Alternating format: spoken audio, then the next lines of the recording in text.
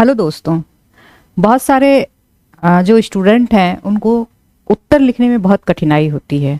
उनका कहना होता है कि हम पढ़ तो बहुत ज़्यादा अच्छे से लेते हैं, लेकिन जब लिखने की बारी आती है तो फिर हम बहुत अच्छा आंसर नहीं लिख पाते हैं। और आप सबको मालूम है कि जो प्री एग्जामिनेशन है वो मात्र क्या करता है, आपको स्क्रीनिंग टेस्ट है। मीन्स कि प्री क्वालिफाई कर भी गए तो मेंस में अगर आपने नहीं अच्छा किया, नंबर अच्छे नहीं लाए, तो फिर आपके इंटरव्यू के लिए कॉल नहीं होंगे, और इंटरव्यू के लिए जब कॉल नहीं होगा तो फिर आपका फाइनल सिलेक्शन नहीं होगा।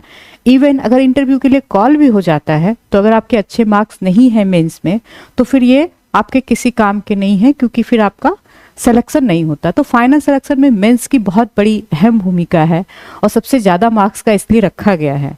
और प्री की कोई भूमिका नहीं है, आपके मार्क्स नहीं जुटते हैं वहाँ पे।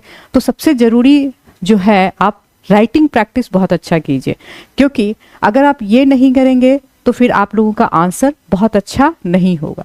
तो मैं एक क्वेश्चन के माध्यम से आपको ये समझाने का प्रयास कर रही हूँ कि अच्छा आंसर कैसे लिखा जाए। देखिए, अच्छा आंसर तो वही है जो क्वेश्चन के अकॉर्डिंग हो। तो क्वेश्चन के अकॉर्डिंग आंसर को कैसे लिखें, इसके लिए जरूरी है कि हम क्वेश्चन को समझें कि प्रश्न क्या पूछ रहा है। अगर हमने क्वेश्चन को सही से नहीं समझा तो फिर हमारा प्रश्न जो है, हम जो उत्तर देंगे वो भी हमारा वैसा उत्तर होगा जैसा हमने समझा है। कभी कभी हो सकता है कि हमने उल्टा समझ लिया और बिल्कुल उल्टा ही उत्तर दे देते हैं, चाहे ये ऐसे हो चाहे ये आपका प्रश्न का उत्तर हो। तो हम एक क्वेश्चन देखते हैं जिसमें आपको समझ में आएगा कुछ, होप सो। देखिए, यह है, what is difference between judicial activism and judicial overreach. फिर है, how does it impact Indian democracy. Means कि जो जुडिशियल एक्टिविज्म, न्यायिक सक्रियता, इसको कहते हैं न्यायिक सक्रियता, और ये ओवररीच, अतिक्रमण, इन दोनों में फर्क क्या है। पहला क्वेश्चन तो ये है कि इसमें अंतर क्या है, और दूसरा क्वेश्चन ये है कि ये डेमोक्रेसी, इंडियन डेमोक्रेसी को कैसे प्रभावित करता है। तो आप देखिए कि आपको सबसे पहले इसमें जो है की वर्ड्स को पहचानना होगा। तो सबसे पहले तो आप ये समझ गए कि जुडिशियरी सिस्टम से ये क्वेश्चन पूछा गया। अब देखिए, इसके की वर्ड को हम लोग देखते हैं। ये जुडिशियरी में दो चीज को उठाता है, एक तो जुडिशियल एक्टिविज्म, सक्रियता, और दूसरा कहता है जुडिशियल ओवररीच, मीन्स न्यायिक अतिक्रमण की बात करता है। उन दोनों में क्या है डिफरेंस। तो पहला कीवर्ड हमारा यही हो गया कि एक्टिविज्म और ओवररीच दोनों के बीच में डिफरेंस क्या है। फिर क्या हो गया आपका, चौथा चीज क्या हो गया आपका यहाँ पे, इम्पैक्ट।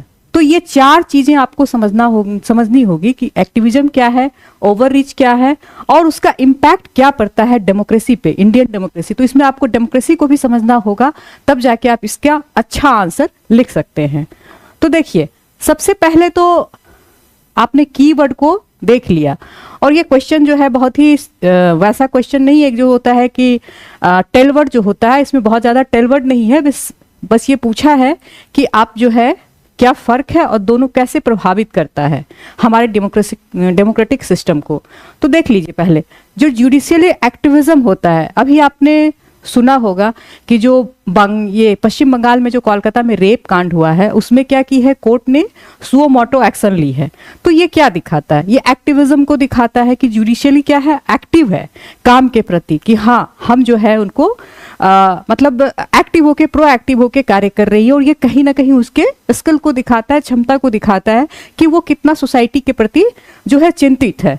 तो हम क्या कहेंगे कि जुडिशियल एक्टिविज्म क्या है, कि ये जो है एक संवैधानिक दायरा में काम करता है। जब तक ये संवैधानिक दायरा में काम करता है तब तक क्या है, ये एक्टिविज्म है। अब देख लीजिए, दोनों में फर्क बहुत पतली सी फर्क है। एक जो कहते हैं जुडिशियल एक्टिविज्म और ओवररीच, कब वो ओवररीच हो जाएगा, कब वो एक्टिविज्म हो जाएगा, ये जो है बस जस्ट थोड़ा सा का एक पतली धागा का फर्क होता है। और वो ओवररीच में किसी भी चीज का आप देखेंगे तो यही फर्क पड़ता है। तो ये कॉन्स्टिट्यूशनल लिमिट में जब तक ये काम कर रही है जुडिशियरी, तब तक हम इसको क्या कहेंगे, एक्टिविज्म। लेकिन जैसे ही वो अपने जो उसकी शक्ति संविधान के द्वारा दी गई है। बिना संविधान ही हमारे यहाँ गाइड प्रिंसिपल है, और जो संविधान के अंतर्गत जो शक्ति दी गई है उसके बियॉन्ड, उसको अतिक्रमण कर रही है, संवैधानिक जो सत्ता है उसका अतिक्रमण कर दे, तब इसको क्या कहेंगे, ओवर रीच कह देंगे।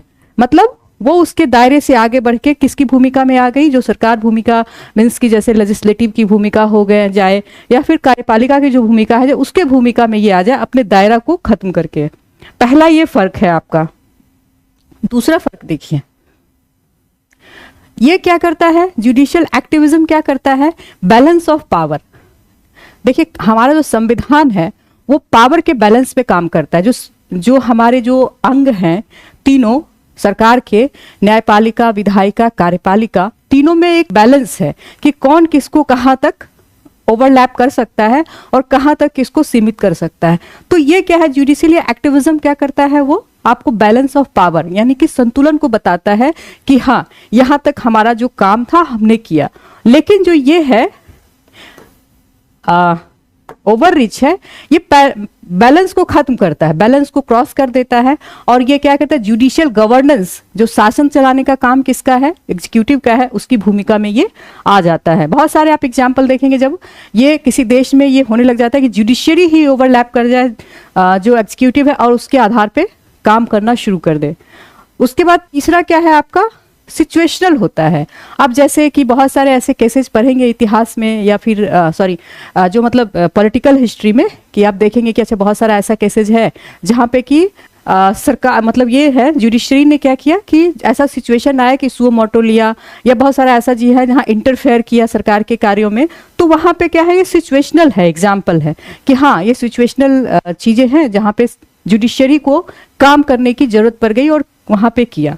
लेकिन क्या होता है, ये अब जो ओवर रीच होता है वो क्या करता है, ये परमानेंट उसका नेचर हो जाता है, मीन अस्थाई हो जाता है।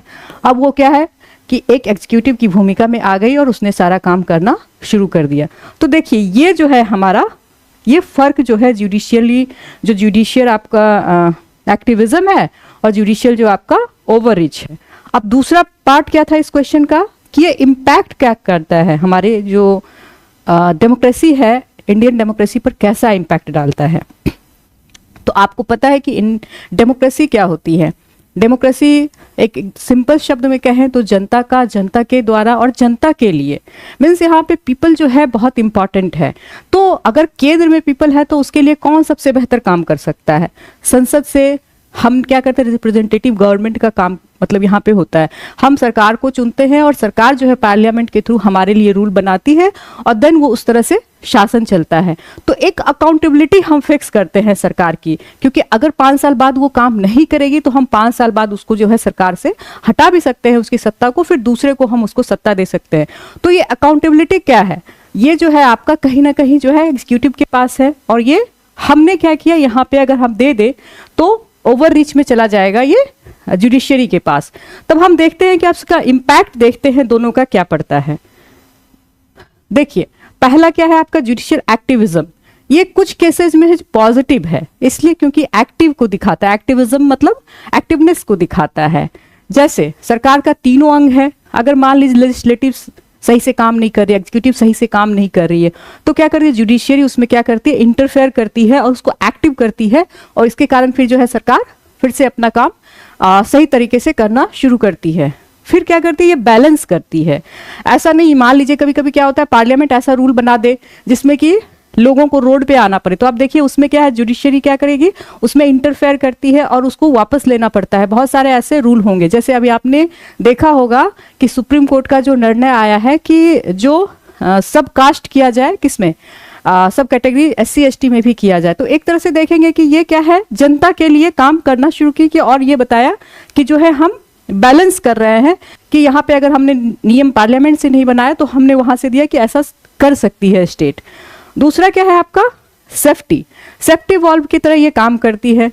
क्यों, क्योंकि हम जब भी मान लीजिए सरकार ने ऐसा कोई कानून बनाया जो कुछ सर्टेन वर्ग के लिए जो है उसके खिलाफ में है, तो क्या सरकार के खिलाफ कहाँ चली जाती है, सीधे जुडिशरी में जाते हैं लोग और वहां से फिर डिसीजन होता है। तो एक तरह से क्या करती है, सेफ्टी वॉल्व की तरह ये काम करती है, मतलब सुरक्षा देती है एक आम नागरिक को, हमारे मान लीजिए हमारे मौलिक अधिकार के खिलाफ कुछ हुआ, तो हम कहाँ जाएंगे? जुडिशरी में जाएंगे। तो ये क्या है, और ये अगर नहीं भी करते हैं तो फिर क्या जुडिशरी क्या करती है आपका, ये जैसे पीआईएल का नाम सुना होगा, ये सब क्या है आपका सेफ्टी वॉल्व का काम करता है। फिर एक तरह से क्या करते हैं, पॉलिटिकल वैक्यूम, जो मतलब राजनीतिक शून्यता है, मतलब अगर राजनीति कुछ नहीं काम कर रही है, जो सरकार चुनी हुई काम नहीं कर रही है, तो वहां पे क्या करते हैं, ये उसको फुलफिल करने का, उसको फिल करती है, ये उसको भरती है ये जुडिशरी। तो इस तरह से हम देखते हैं कि एक्टिविज्म तो कुछ सीमा तक अधिक है, लेकिन अगर ये एक्टिविज्म एक सीमा के बाद बढ़ जाए तो क्या हो जाता है, ये जुडिशियल ओवररीच हो जाता है, मीन्स अपने सीमा का उसने उल्लंघन कर दिया। तब यहाँ पे आता है कि हम कहते हैं कि डेमोक्रेसी कैसे काम करती है आपकी, जो अकाउंटेबल होते हैं, जनता के प्रति अकाउंटेबल होती है, लेकिन हम जुडिशरी का अकाउंटेबिलिटी नहीं फिक्स कर सकते हैं क्योंकि जुडिशरी जनता के द्वारा नहीं चुनी जाती है। तो यहाँ पे आप देखेंगे कि यहाँ पार्लियामेंट रूल जो है खत्म हो जाता है और कहीं ना कहीं जो है ये घातक होता है डेमोक्रेसी के लिए। तो अगर हम कहें कि ओवररीच, जुडिशियल ओवररीच जो है ये हमारे लिए कहीं से भी अच्छा नहीं है, लेकिन जो जुडिशियल एक्टिविज्म जो है एक हद तक ये हमारे लिए बेहतर है। तब हम ये इसका आंसर इस तरह से फ्रेम करके लिख सकते हैं। देखिए, आप अगर सही से समझ गए क्वेश्चन को तो उसका उत्तर आप बहुत अच्छे से लिख लेंगे। उम्मीद है कुछ आपको समझ में आया होगा, और आगे हम देखते हैं और भी क्वेश्चंस का आपको सॉल्व कराने का कोशिश करेंगे। धन्यवाद।